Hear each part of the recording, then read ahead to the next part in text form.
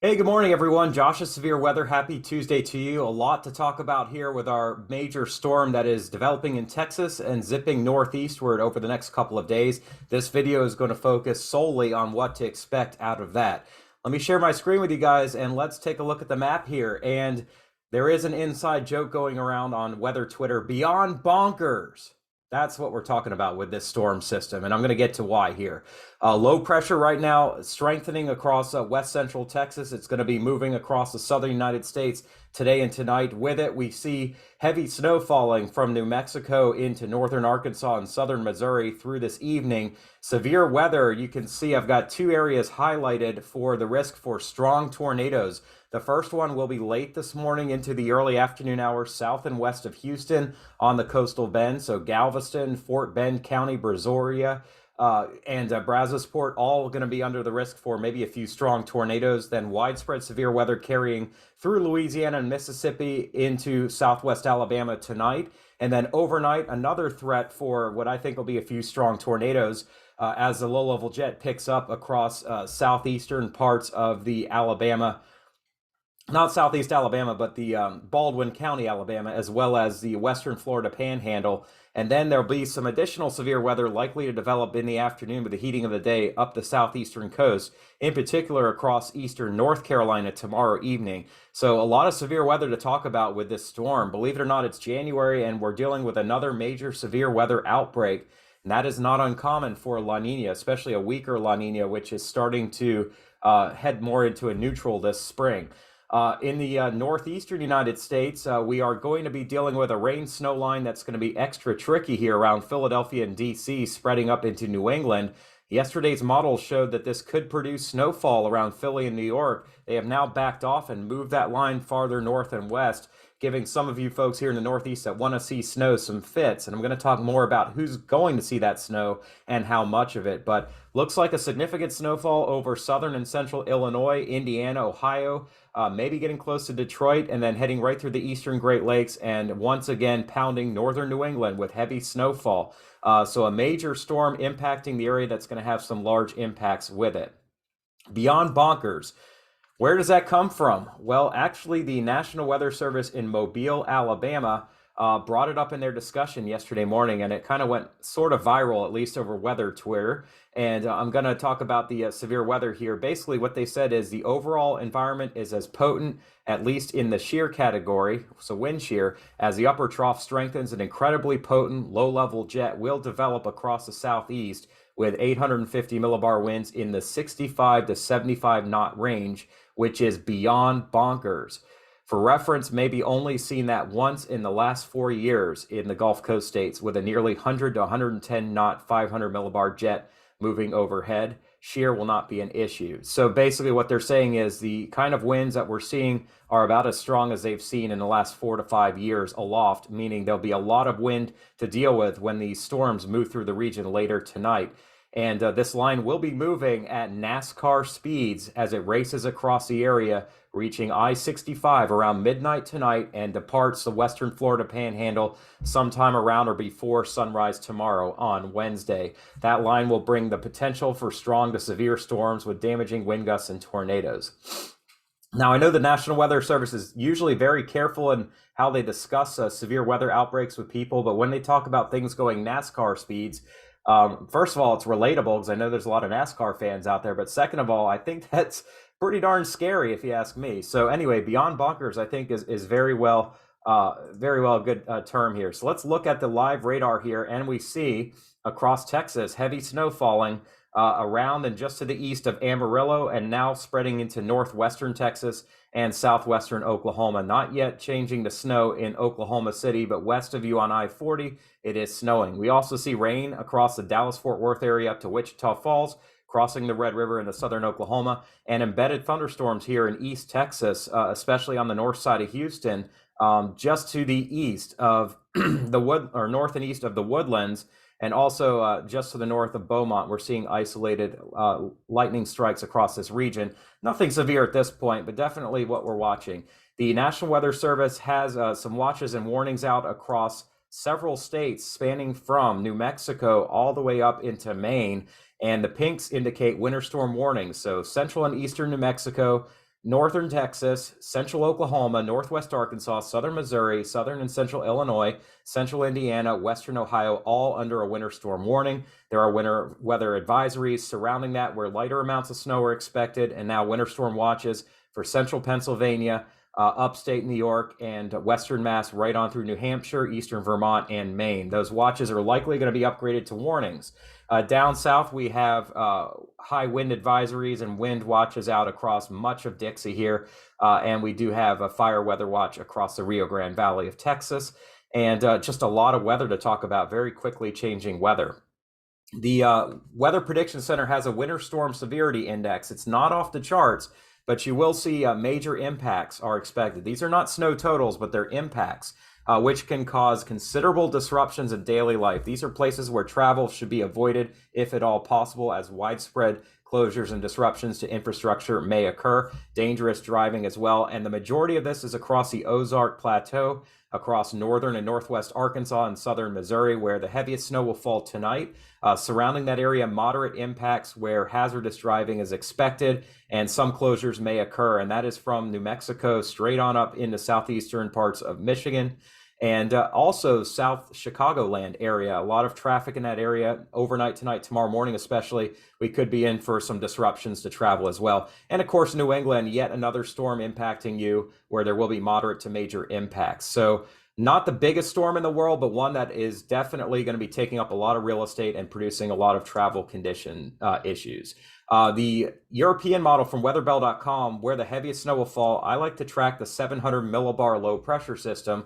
That is basically where the coldest air aloft sits in a pocket about 15 to 30,000 feet up. That's where the strongest forcing should be for heavy snow. And you can see the upper low here in southeastern New Mexico this morning. That spreads right across the Oklahoma City region, northern Arkansas overnight tonight, southeast Missouri tomorrow morning, and then right over central Indiana tomorrow around lunchtime, tracking into southeast Michigan and southwest Ontario as we get to tomorrow afternoon and evening, and then heading up into southeastern Canada as we get into Thursday morning. So a very impressive system here with strong winds aloft here from Texas spanning up into Kentucky and then spreading up the eastern seaboard, transporting some mild ocean air right up the east coast here into Maine, where snow will change over to rain in Maine. And yes, that rhymes. All right. European printout, you guys can see surface low pressure system down here in South Texas this morning. It's going to divide some heavy wet snow in northwest Texas and west Texas with some heavy rain and thunderstorms across central and east Texas. There'll be a pretty fine dividing line with some extreme temperature changes. And as we get into the afternoon, a lot of rain and thunderstorms expected here in southeast Texas. This all spreads into the Memphis area with heavy snow north and west of that track, heavy rain and thunderstorms along the central Gulf tonight. Into tomorrow, we see some mixed precipitation with sleet and freezing rain over eastern West Virginia, the Shenandoah Valley, and northwestern North Carolina. So there will be icy spots here as the cold air hangs on. The area of heavy snow is huge. It's from just south of St. Louis over to Clarion, Pennsylvania, and Indianapolis. This will be one of your biggest snows in a while, it looks like.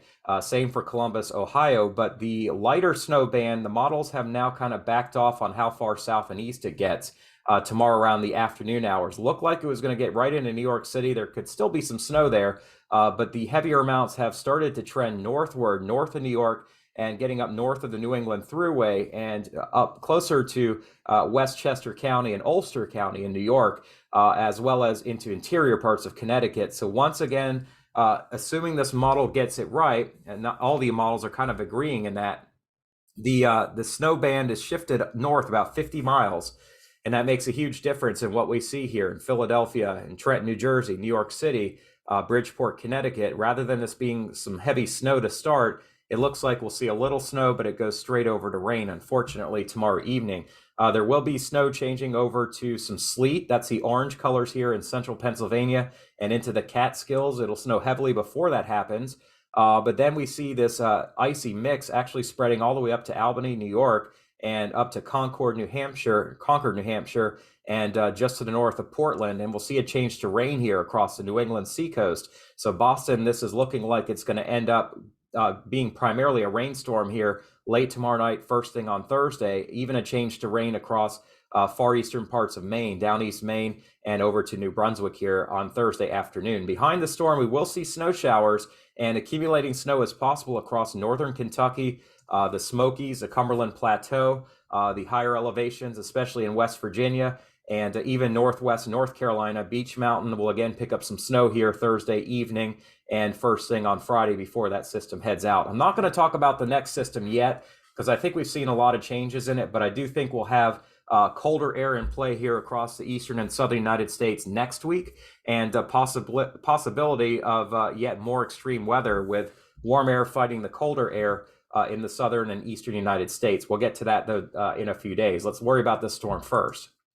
Here's a European snow map, and the areas in pink here are 10 to 20 inches of snow extending from near Toronto all the way up through northern New England into the St. Lawrence, and locally heavy amounts of snow possible as well in northwestern Arkansas, central Indiana, west central Ohio, as well as the New Mexico mountain ranges here. The GFS is kind of more of the same. It kind of skips a little bit past Oklahoma City and has a heavier snow southeast of Tulsa and over to the north of like Searcy, Arkansas, mainly the Ozarks here, and then another band of heavy snow across central Indiana, and the heaviest snow falling across eastern Ontario, northern New York, and especially northern and central Maine and the St. Lawrence.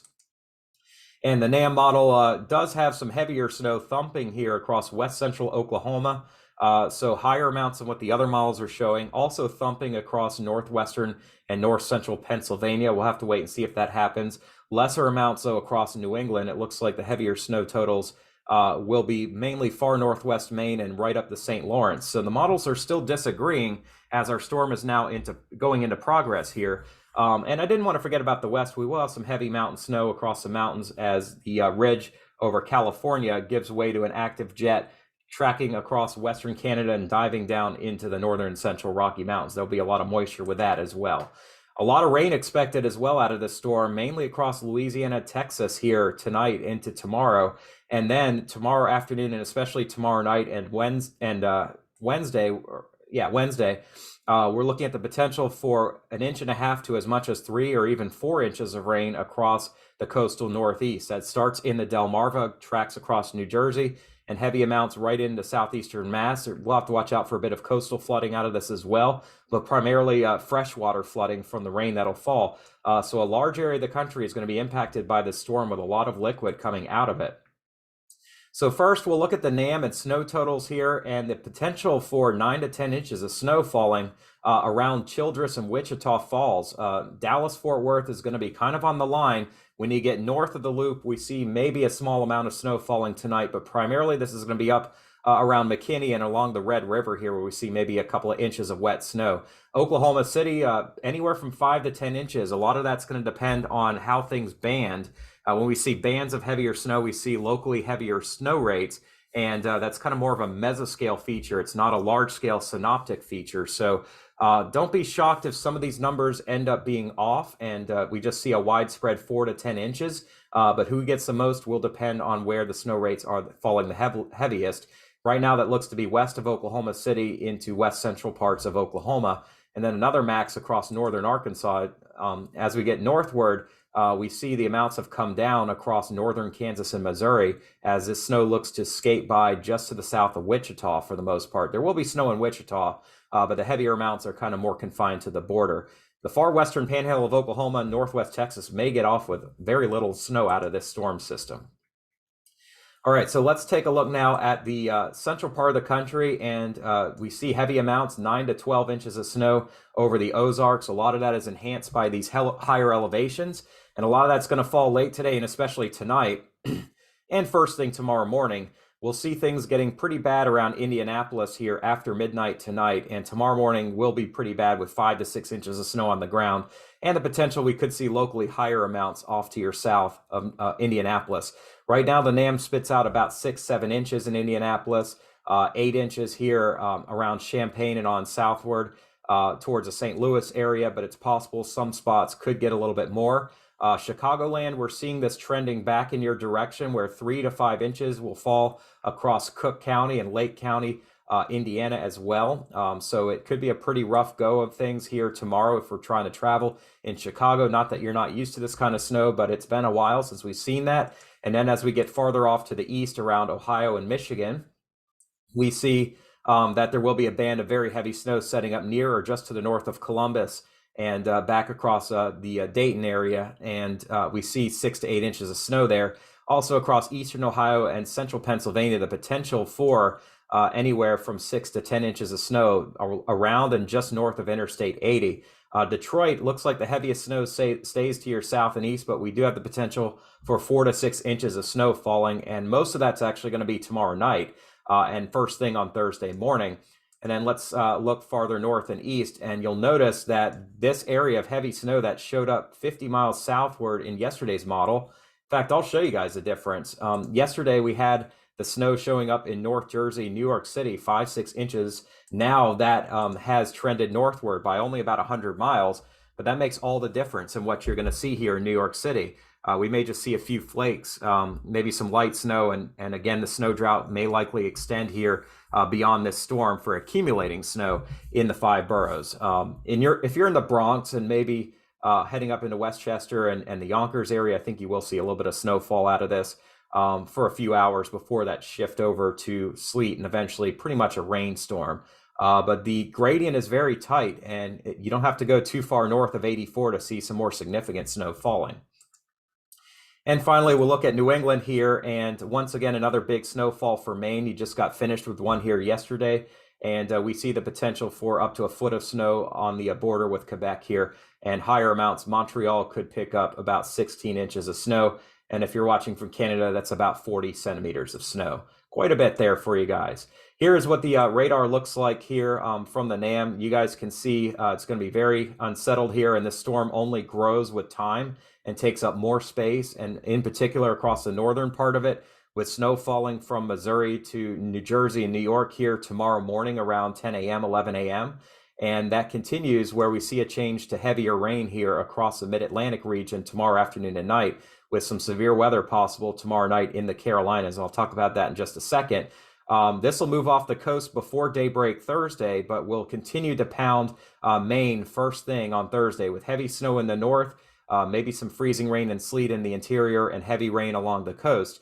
And then behind it, a lot of cold air pours in with our trough here, and we will see snow showers falling all the way down into northern Alabama and northwestern Georgia Thursday morning, with some accumulation expected on the plateaus and especially in the mountains of Tennessee, Virginia, North Carolina, West Virginia, and Maryland Thursday afternoon and especially Thursday night before things settle down here on Friday morning. We'll talk about this system next, because not in this video, but in the coming days.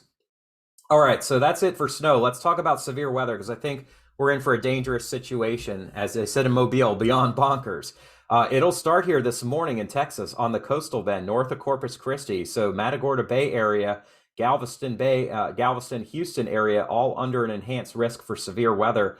And that includes the potential for tornadoes, some of which could be strong in the counties surrounding the coast. So Fort Bend, Matagorda, Brazoria, those areas will have the risk for strong tornadoes today before lunchtime even.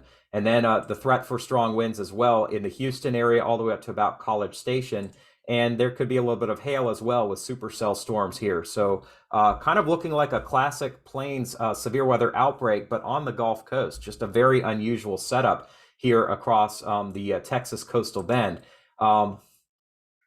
As we get into this evening, Louisiana will see this threat for severe weather and an enhanced risk across all of South Louisiana. Basically, I-10 on southward, I-12 corridor, getting into Mississippi later this evening, Alabama overnight tonight, and western Florida in the daybreak hours. And there will be the risk for some stronger tornadoes coming well under the cover of darkness across this region. So a very potentially dangerous setup here around New Orleans and up around Covington, Mandeville, Slidell, Gulfport, and Biloxi, as well as Mobile, Baldwin County, Pensacola, getting all the way over to Destin, Fort Walton Beach, and maybe even Panama City here in the morning on Wednesday before the sun rises. So a very dangerous situation will be setting up if we can get strong tornadoes to form. There'll definitely be strong winds, but the stronger tornadoes, I think, will be a little bit tougher to try to figure out, as they may be embedded in this squall line of storms. But if any supercells pop up out ahead, then we likely see a more widespread severe weather outbreak coming in a couple of rounds.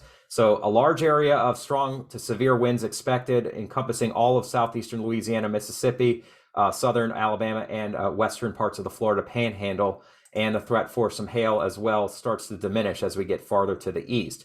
Now, we're not just done with the severe weather. As soon as the sun hits here on Wednesday, we see another chance for severe weather, which will still be ongoing in the morning hours across this region, the eastern Gulf region, but then we'll expand up the East Coast from northern Florida up through central and eastern Georgia, much of South Carolina, and the eastern half of North Carolina, even up into southeastern Virginia later in the day, Wednesday, and especially Wednesday evening. And I do think there is a potential where we could see maybe an enhanced risk coming across eastern North Carolina in the evening hours. So we'll have to see if the Storm Prediction Center pulls the trigger on that.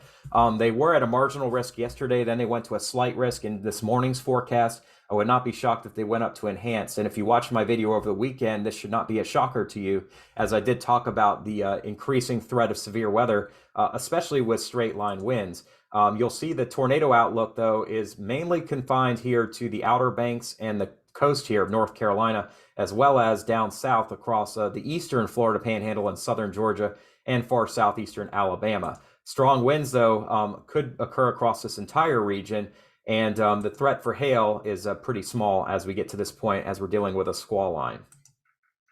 And the reason why we're seeing this kind of severe weather is we've got very strong winds at 850 millibars. It is beyond bonkers if you look at this amount of wind. 90 knots, that is 104 miles per hour. That is across tomorrow night or tonight. We're seeing that extending into eastern Mississippi and Alabama. And actually, it increases during the evening hours. That low-level jet actually strengthens as our upper level low deepens here in northern Arkansas. So the deepening upper low means the heavier snow rates on the cold side and the stronger amount of wind available here on the warm side of our storm system. The big question mark is, how unstable do things get? How much moisture do we have in play? And I am going to show you guys, this is the NAM model, the surface, trying to get you guys the dew points here, moisture, there we go. The amount of moisture and instability here is somewhat confined, where we see this 60-degree isodrosotherm, that is a line of equal dew point, only getting up to about Interstate 10 here in the evening hours. This is 6 o'clock. This is 9 o'clock. It does start to scoot up towards Natchez and Macomb, and around midnight, we see that spreading northward. So we do have kind of a small area, but it is certainly an area in the warm sector where severe weather can happen. And dew points, Pensacola Beach area, are going to be pushing 70 degrees here at 3 in the morning. So a very rich environment for severe weather, tornadoes, and very heavy rain, but it isn't a very large area of land. In fact, much of the instability is off the coastline here. But we see during the day tomorrow, we start the day with dew points around freezing in Raleigh and around 40 in Charlotte and in the upper 40s in Atlanta. And look at where we end the day, a big surge of moisture with dew points shooting up 20 to 30 degrees here in central parts of South Carolina and North Carolina. And dew points shooting up close to 60 degrees at the end of the day tomorrow, lower 60s across much of the low country and Midlands of Georgia and South Carolina, a little bit lower here in northeastern Florida, but that'll change. And we see dew points all the way up to 62 in Raleigh at 7 o'clock tomorrow night, upper 50s in Norfolk, and 62 to 64. So dew points tomorrow shoot up 30 degrees in the Raleigh area and up to about Emporia, Virginia, from the lower 30s to the lower 60s. So there's plenty of moisture in play here, and mid 60s dew points around Wilmington and Waccamaw and those areas here, or Winnebago, I should say. So upper 60s in Morehead City and Aurora and New Bern, and just a lot of moisture in play here. So it's not going to be a large area, but we do see the warm sector shifting all the way up into the Delmarva, and definitely the moisture and the instability will be there for some severe weather in the eastern parts of North Carolina. I am concerned about the threat for some nighttime tornadoes here as well. I'm going to show you guys the Cape real quick. I got to move on because I'm taking a little too much time. I apologize. I'm a meteorologist. I can talk all day.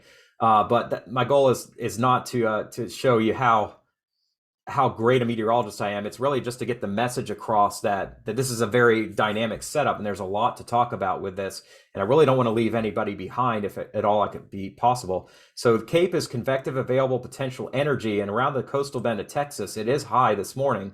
And then this afternoon around Houston, but there's kind of a line right along I-10 where it just kind of skips past you. And then Louisiana sees higher amounts of Cape as well. Here's the rest of the Southeast. And you can see this is instability. And again, it's confined to the central Gulf Coast region.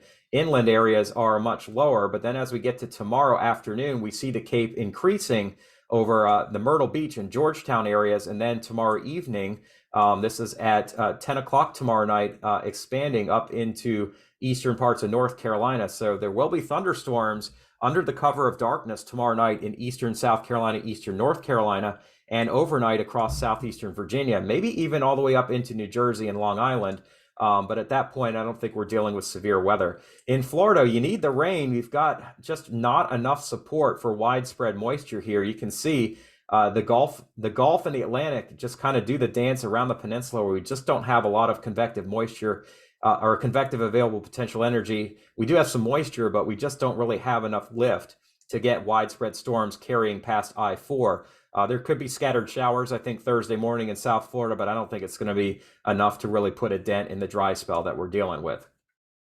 The supercell composite index starts climbing this morning. This is 10 o'clock Texas time, and you see it builds at 11 o'clock. We see supercell storms likely here in the coastal bend, and then we reach kind of a maximum around 1 and 2 o'clock Central Time, 3 o'clock Central Time, just to the south of Houston. A very high chance of supercells forming here, and a very high chance that we could see some tornadoes as well. That will leave the region here before dark tonight around 5 o'clock.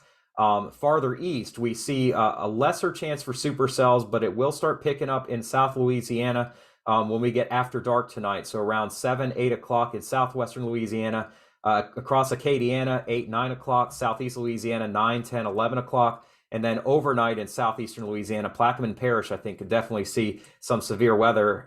And then we see there will be a threat for damaging winds, but not so much supercells in Mississippi and southwestern parts of the Gulf Coast region of Alabama. But then things start picking up as the low-level jet picks up, the moisture transport increases, and we get to about 2 or 3 o'clock in the morning, and we see a higher chance across western Florida and maybe eastern parts of Baldwin County in Alabama.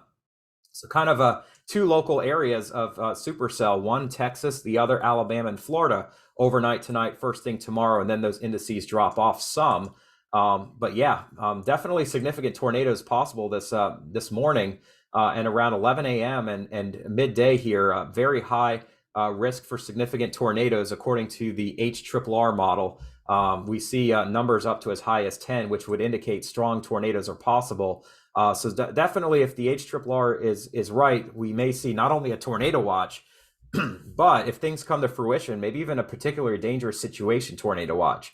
And that may be jumping the gun a bit, but something that I think is still within the realm of possibility, and I'll show you why in a minute. But yeah, Harris County, Houston area, definitely are kind of on the northern fringe of this. And I think your go time in Houston is going to be between 1 and 4 o'clock this afternoon. And then those numbers start to dwindle when things go into Louisiana. And I'll show you guys that. Still a threat for stronger tornadoes in southern Louisiana, but really confined just to the coastal region until we get to about 8 o'clock Central. And then Baton Rouge is under the gun. New Orleans will be under the gun around 10 o'clock tonight.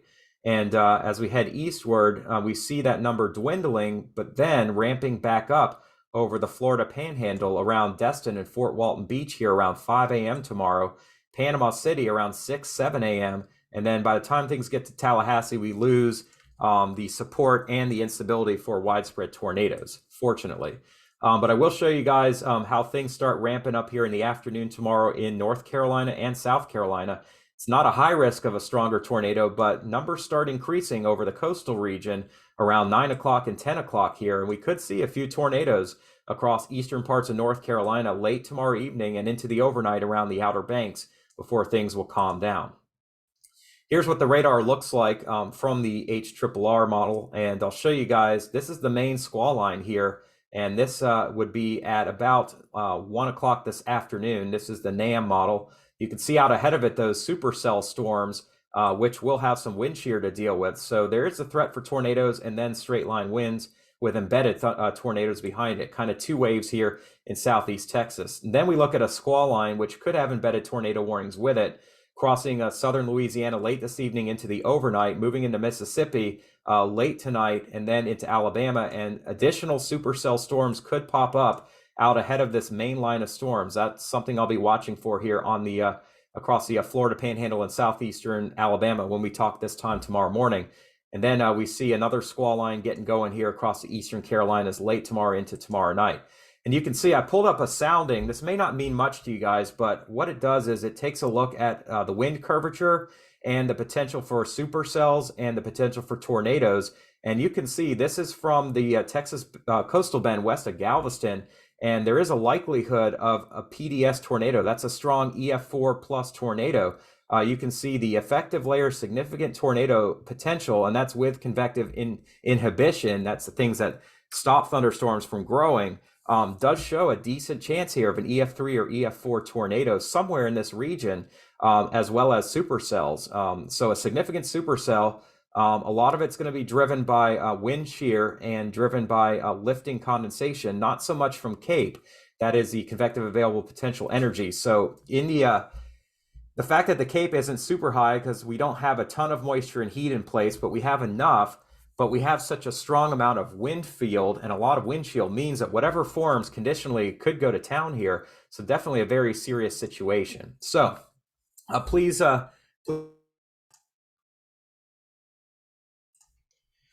sorry about that, had an internet outage. But anyway, to finish up my video, please, if you could like this video and subscribe to my channel and invite your friends too.